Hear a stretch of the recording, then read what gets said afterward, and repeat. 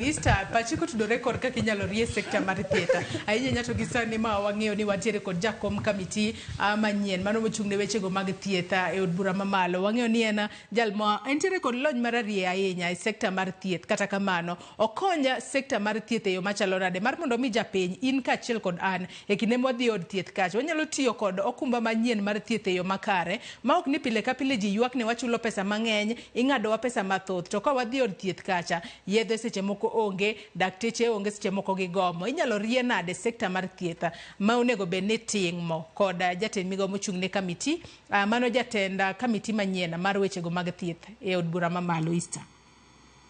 Wadwa kwayo jatelo bajien ni nitiere building blocks mag health and building blocks mag health wang'eyo wasi wach kanyo ni ok inyal keto gik moko ka waonge gi gimoro miluongo ni human resource. Koro ka onge jok ma bo bedo e od thieth ma public at the lowest level wadhi bedo gi shida mang'eny.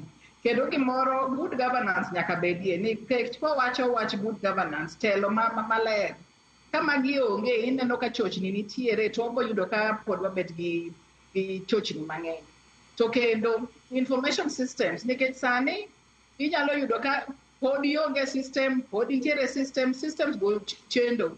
Koro ka information systems kaka jalony owacho kanyo ni must be controlled by government. Kata ki outsource ok inyal outsource a key sector ma in koro ok in control ma ng'ato nyalo kawo mago en security risk nikech data mag ji ng'eny kanyo. So kwa wacho data management data mag ji ng'eny kanyo ma ka ng'ato okawo data no motiyogo e yo mopogre mano bobiyo wa shida kabisa. To kwarango ka health services essential product sani wan gi shida maduong' nikech wach mar USAID.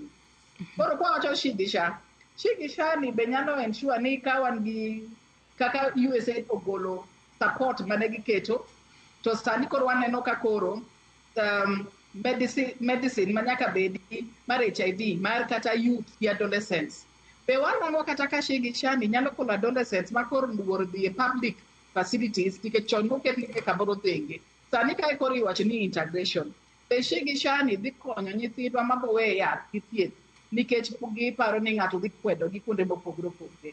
An sani gibonego rang kabisa en ni health systems mondo quality health systems obed maber.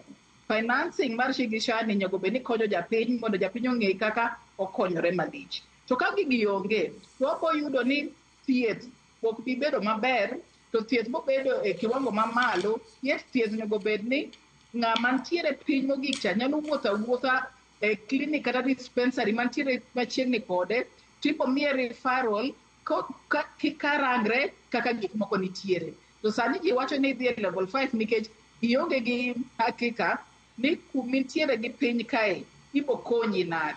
Koro gik machal kamage mwadwa ni nyikalo ler nwa maber ni ka adhi osiptal sani awach ni Kisumu kae awuok to an kata airport facility ta an gi adwa cheko kan gi breast cancer to adhi rango kata ka mammogram bende nitiere facility ma airport no man nyalo konya koso koro nikech wan gi level 5 facility nyaka dhi mane level 5 facility e ka konya.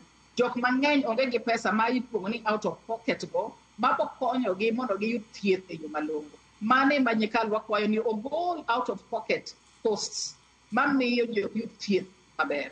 Erokamano. Adwa nasoma ne ote moro